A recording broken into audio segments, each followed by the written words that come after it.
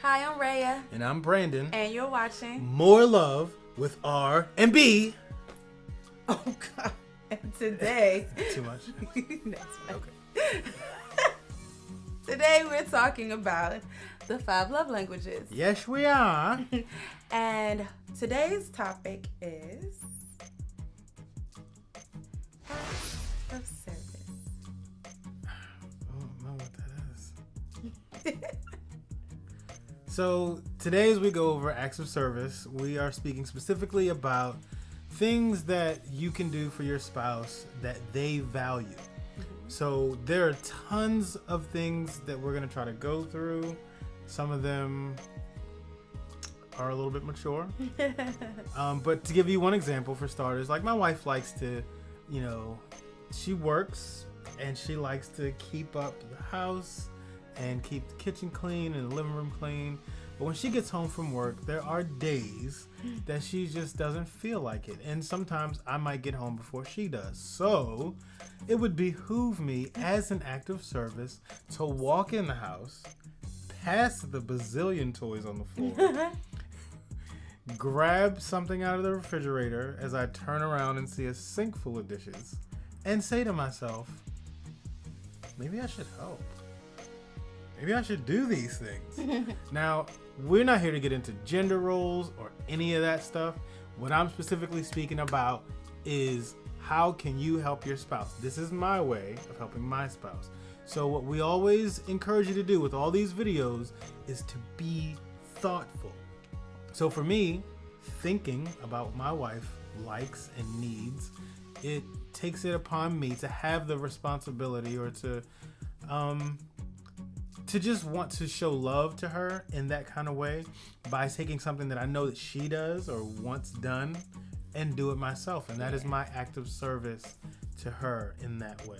Absolutely. So people whose love language is acts of service, they love to see things done for them.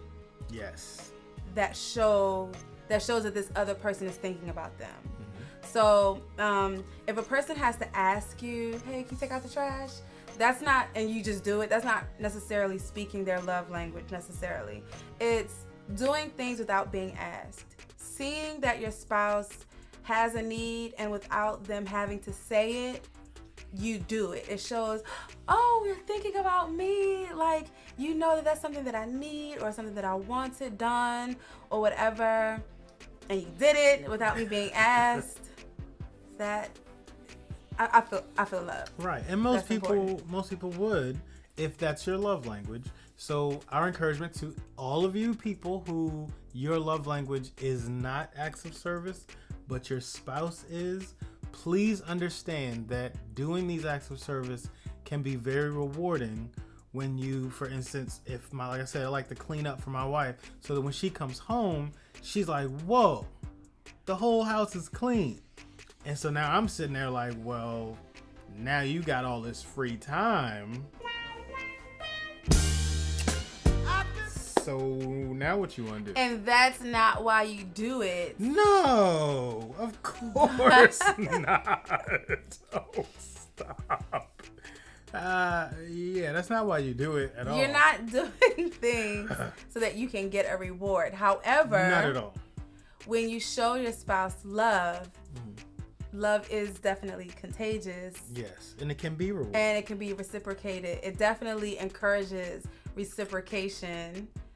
When you do something nice for me, I'm going to feel loved and I'm going to want to do something nice for you. It's how things work. But we don't do things to get it because that's not real love. And I mean, that's kind of what we've talked about that all through the series. Yeah. Though. Like, you're not going to give somebody words of affirmation to get anything. Right. You're not going to give somebody a gift to get anything. Like, that's silly to say, hey, I was thinking about you. I was in Walmart. I got you this little stuffed panda.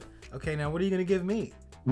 That's silly. Yeah. But no, clearly you don't do this to get. Right. We're just saying that it does. It does have its rewards. Acts of service. So anyway, there are other types of acts of service. So again, like Brandon said, if this is not your love language, then here are some examples. your wife just had a baby, then maybe you might want to get up a couple of times for those midnight feedings. Like Brandon said, again, doing some of the chores that your wife or husband usually does. You see it needs to be done and you just do it without being asked or without saying it. Just do it. You know, don't do it to get attention, but just do the chore, and hopefully your spouse will see that you've done it and feel loved. Yeah, I think again, we really want to drive home the most crucial part, which is being thoughtful. Yeah. The whole point here is considering someone else that's not you and doing something for them, or saying words of affirmation to them, giving them gifts, spending quality time with them. All of this is considering the other person above yourself. So when it comes to acts of service, I can always look at something and say, you know what? I'm not doing that. That's something you do. You do it. I'm not doing it. But A, that's selfish. And B, why not? It would help your spouse. Yeah. AKA your partner. AKA your soulmate. AKA, I don't have any more AKAs. But you get what I'm trying to say. It's true. And I mean, if you know that this is your spouse's love language and you're trying to show them love, just do it. Like, I don't, even if it is their chore to do, like Brandon said, or whatever, like, you're trying to find ways to show your spouse that you love them. Here are some ways. And also, there are acts of service that you could do that leads to the bedroom. So, yeah, this is the mature conversation that Brandon was talking about. Yes. So, there's also ways to serve your spouse, your husband or wife in the bedroom. A lot of times people tend to be selfish in the bedroom, but showing your spouse that you are willing to serve them can be very rewarding. Yeah, and you can take show that, your spouse love. You can take that however you want to take it. We'll leave it there. We're not going to get all up in your business, but we're just going to let you know. Yeah, we're not trying to get in your bedroom. However, acts of service is about being unselfish, and we'll say this: you are free to do whatever it is you please between the two of y'all. Y'all figure it out. But again, like, I really agree with that. She says, like, a lot of people either have issues with being selfish, or people have issues like intimacy issues, bedroom issues. Part of breaking free from that is searching for a way to be unselfish. What helps me be unselfish towards my spouse in the intimacy / sex department? Find that, and I guarantee you start seeing freedom in no time. Yep. So there's a lot of, I know this is a kind of a sidebar, it's a lot of sexless marriages out there, and that ain't cool.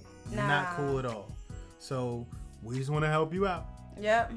So we hope that we have given you some ideas, things to be searching for as you're trying to decide, number one, if this is your love language or if this is your spouse's love language. The first thing that needs to happen is a conversation. Have a conversation and say, hey, I think this is your love language, or hey, this is my love language. Yes. And we haven't been speaking the same language for a little while. Hello. So these are some of the things that I like, or these are some of the things that I see that you like. I'm sorry. But I'm just saying, it needs to be a two-way kind of conversation. Absolutely. That happens. And then hopefully after that conversation, taking it seriously, I don't know if you need to make some notes, put a reminder on your phone or something like that, but start trying to get fluent in your spouse's love language if this is it. Absolutely. So we hope that you enjoyed this video. Oh yeah.